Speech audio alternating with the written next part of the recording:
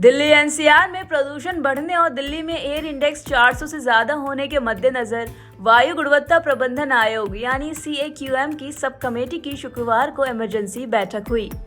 प्रदूषण की स्थिति की समीक्षा करने के बाद वायु गुणवत्ता प्रबंधन आयोग ने 24 दिन बाद एनसीआर में ग्रेडेड रिस्पांस एक्शन प्लान यानी ग्रैब 3 के 8 सूत्रीय प्रविधानों और प्रतिबंधों को दोबारा लागू कर दिया है।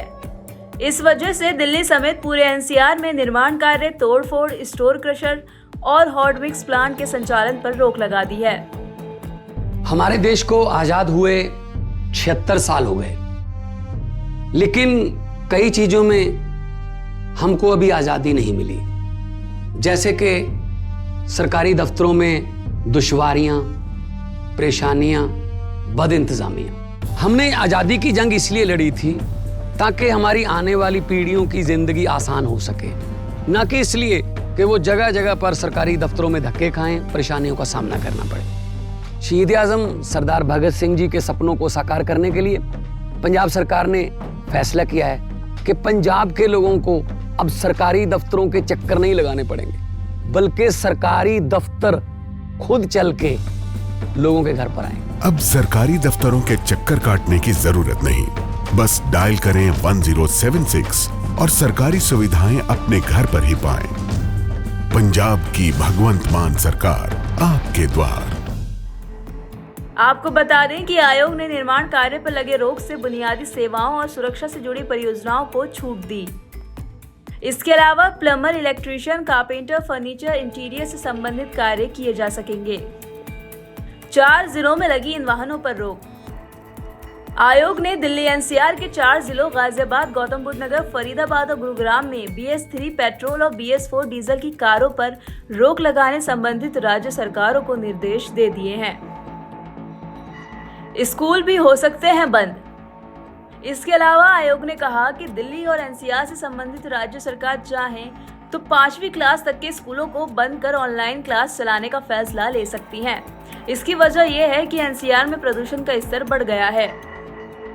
उपरोक्त छूट CND और जो अपशिष्ट प्रबंधन नियम है, जहां पे छूट रहेगी वहां पर भी डस्ट कंट्रोल्स के जो मेजर हैं, 15 नियम हैं, इनको फॉलो करना पड़ेगा स्ट्रिक्टली।